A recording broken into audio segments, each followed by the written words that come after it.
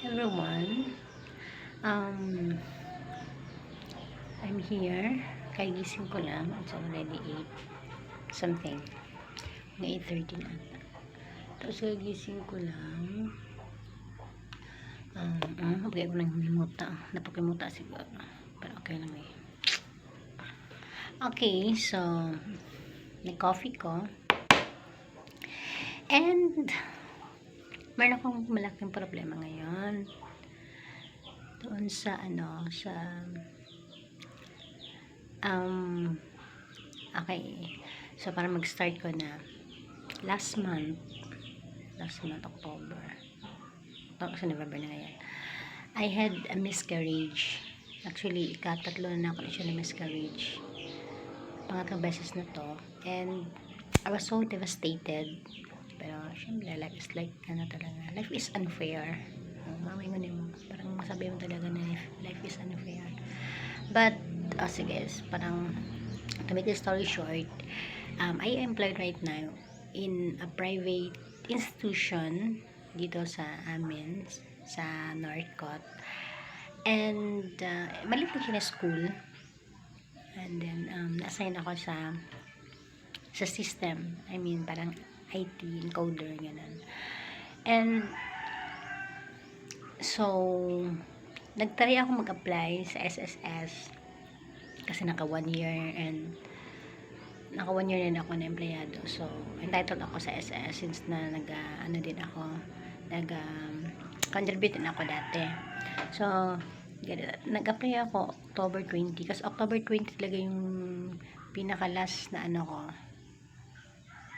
October 11 na miscarriage ako, and then ako management na kasi sabi ng doktor ko na sa bahay na lang daw kasi nga walang heartbeat sa 7 weeks walang heartbeat. So after 8 weeks nag-TVS ulit, parang wala din, walang development, so it means wala talaga. So sabi ng doktor mag home management, so para walang masyadong gastos kasi pag sa hospital ka din magraspa mention ka, talagang magparaspa yan, tapos medyo mahal. And then I told my doctor about my situation, yung status ko din, hindi ka mayaman, parang ganun. So parang okay, ganito lang gawin natin, home management. And then natanggal siya October 11. And so bumalik ko sa doctor ko October 20, parang something, parang October 20 talaga. And then so nagano siya ng medical certificate, nag-issue sa akin. After that, yun, nag-apply ako sa SS. Since ako yung IT ng school, so yun, nag-apply ako. Sabi ko pwede ako, entitled ako. So ang nilagay ko doon, miscarriage. Actually, right after na nabuntis ako, confirming nabuntis ako, nag-apply na ako ng MAT 1 yun. And then nung MAT 2 na ako, is doon na kasi mag-certificate ng mga documents, like documents na buntis ka, confirming na buntis ka, magpasa ka doon, may email, may doon, may link doon. Hindi link, yung parang mag-attach ka ng documents. So, meron doon, nakita ko, attach ako ng proof of pregnancy, and then proof of termination, kasi nga since naghingi ako ng medical certificate, so certify ng doctor na nakunan ako, and so in-upload ko. And then ganito nangyari kasi right after pala na mag-submit yung employer ng termination sa'yo with all your chuchubereche, dapat aware kayo both of the parties, like yung employee as an employee, and then yung employer. Nagpasa ng employer ng mga documents na sa SSS na na-terminate yung yung pregnancy. Ito yung mga proof and documents. So after that pala, mag-notify na yung SSS sa employer. At the same time, parang ako yung employer, di ba? Kasi ang hawak ko nga, aside from me, sa PC sa school, hindi ko alam yung password. So, parang confidential yung password talaga. So, hindi ko pwedeng ma-check kahit sa bahay yung mga emails na na-receive during yung walang pasok. So, doon na talaga sa PC ako nakapag-check. And then, yung employer ko, alam niya kasi may cellphone siya, so nakalagin doon. So, pwedeng both of us can check the email. So, pag walang pasok, siya nag-check ng email, and then minsan in-inform niya ako. So, dalawa kami. So, ganito. Then, right after that, so, ganito, 24 ata yung nag-email. 24, busy ako. Busy ako guys kasi meron akong inaasikaso sa PEAC, which is, ang school namin is subsidized ng government. So, nag-bill out. Yung, ang dami kong tinatrabaho kasi sa mga papers, mga ganun. So, na-mislook ko yung notification ng SSS sa email. Na-mislook ko ha. Ito, kaya, I am sharing this video para alam talaga ng employee tsaka ng employer, kasi hindi pala ibig sabihin na ay, bala na ang employer, anak ay bala na yung employer kasi nagsabit na ako, parang ganon. Hindi. Dapat pala both of you should remind each other na ganito, magiging ganito yung scenario, kasi sayang talaga kasi one day lang. So, 24 nag-email, so na-mislook ko, yun. So, since ako din naman as employee, hindi na ako aware na nag-email din sa email ko.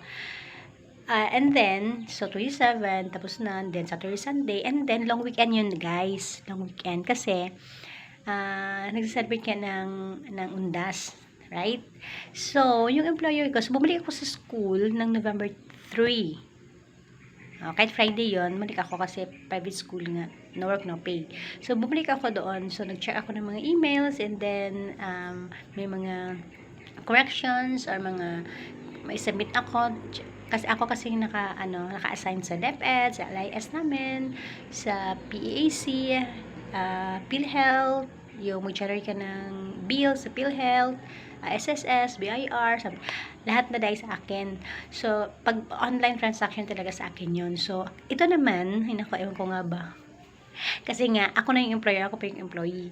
So, yun. Pagdating ko dun sa school, inform ako ng employer ko na, before pala nung undas, nag-text na siya na parang check your email, kasi check the email ko. Yes, after na ng holiday. Sabi ko, punta ako mag-duty ako.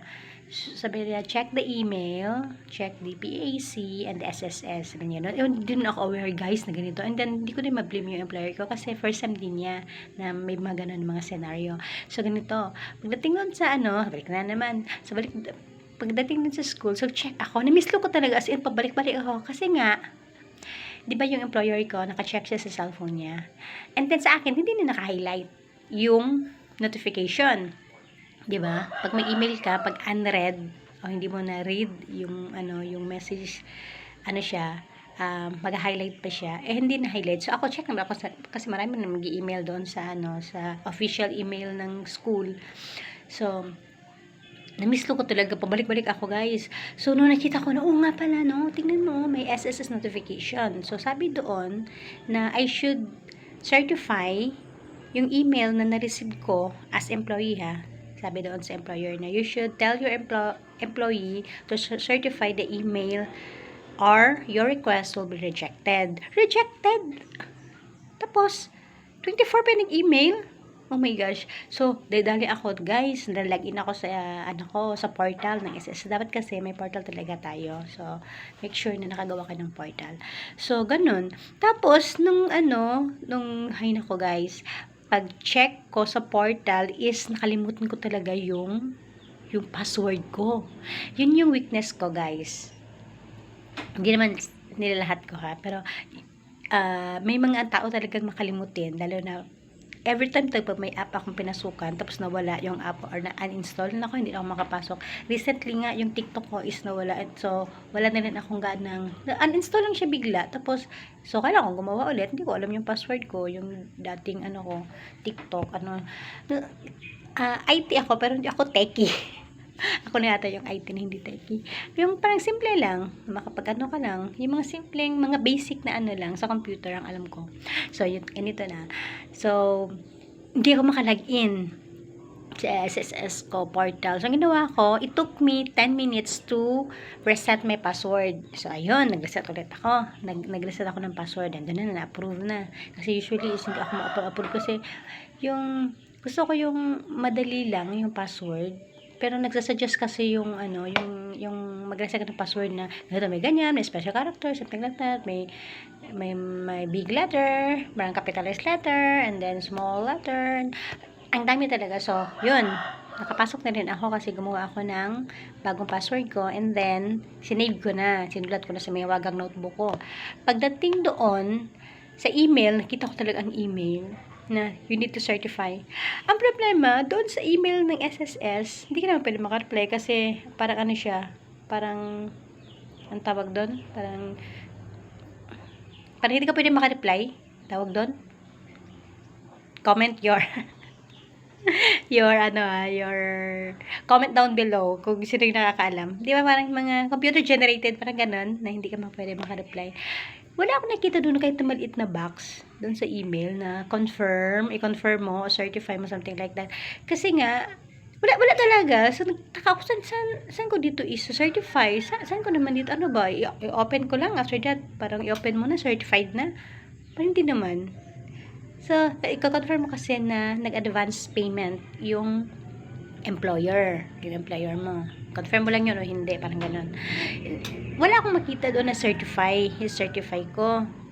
Kasi wala namang problema sa akin na ibibigay ng employer. Kasi sabi ng employer ko, pag okay na, ibibigay naman niya. Kasi 9,000 kasi yung kasi maliit lang naman yung salary namin dito sa probinsya. Probinsya kasi. So, maliit lang, okay na ako doon. So, ang ni-reimburse ko na calculated, according to my calculation, is 9,000. So, sayang naman din yun, 9,000. So, wala akong makita talaga, guys. Nasaan ko certify? Ulit-ulit ako nagtatanong. Yung employer ko, mismo, nasa likod ko na, tapos nasa harap ako ng computer. Sabi ko, saan dito? Wala din siya alam. Sabi ko, hindi ko alam paano ba. Kasi certify na namin. Wala talaga. Tapos, aside from that, it's lapse na ako ng 1 day. Kasi, before November 2. Hello, November 2 is holiday yun. 1 tsaka 2. Talagang, nasa bahay lang talaga ako. Tapos, so yun. So, ano ko ngayon, tapos nag-ano ako sa YouTube, doon talaga sa SSS, about maternity and yung sa sickness, parang meron silang orientation about that. Pag na-reject pala, so rejected na automatically yung request ng employer. Ano siya, kailangan mong pumunta sa branch mismo for refiling. So, since na yung ginawa ko dati, Mat 1 and Mat 2 is online filing yun. So, kailangan pala ngayon, pumunta ka sa branch. So, siguro pupunta ako bukas. Ay nako, yung kasi namin dito, yung branch talaga is mga mga 14 kilometers. Medyo malayo sa city. Nasa upper kasi kami sa bundok talaga. Tapos, yung city is sa Kidapawan City. So, kailangan kong pumunta doon. Tapos, syempre, pumasahe ka, ganito, ganyan. Pero, sige lang, try ko na lang. Try kong pumunta doon, tsaka sabihin mo doon sa SSS. Ito based doon sa magiging experience ko kasi hindi pa naman ako nagtanong sa mga rejected na sa employer. Ang hirap talaga na pag ganun. So, kaya, ginawa ko yung video na to para talaga sa mga employer tsaka employee na pag nag-submit ka na as employee, submit ka na ng mga documents mo, follow up mo talaga yun sa admin niyo or sa employer mo kung siya makahawak sa system. Kasi dapat pala yung communication talaga, yung consistent yung communication. Huwag kang hiwalay sa communication sa employer mo unless nakuha mo na yung advance payment. Ay naku, tatawa ako sa buhay kasi nga, tatawa ako, paano ko explain doon, ay kasi mama ko din yung IT. Kasi na-mislook ko talaga, yun yung problem, na-mislook, and then dami pang holidays, so sunod-sunod, parang long weekend talaga, so sayang talaga, 1 day lang. Sana confirm ko na lang talaga yun. Siguro na na yun, disabled na yung certify doon kasi November 3 ko na nakita yung email. Siguro disabled na siguro, parang ganun. So, I will be updating you regarding doon sa sa SSS branch na pupuntahan ko bukas. So, stay tuned and I hope may natutunan kayo sa sa video ko as SSS employee and at the same time SSS employer ako na member ng SSS. So, that's all for now. Thank you so much for listening and for watching. Shout out sa mga kaibigan natin dyan. Ganun lang, laban lang ang buhay.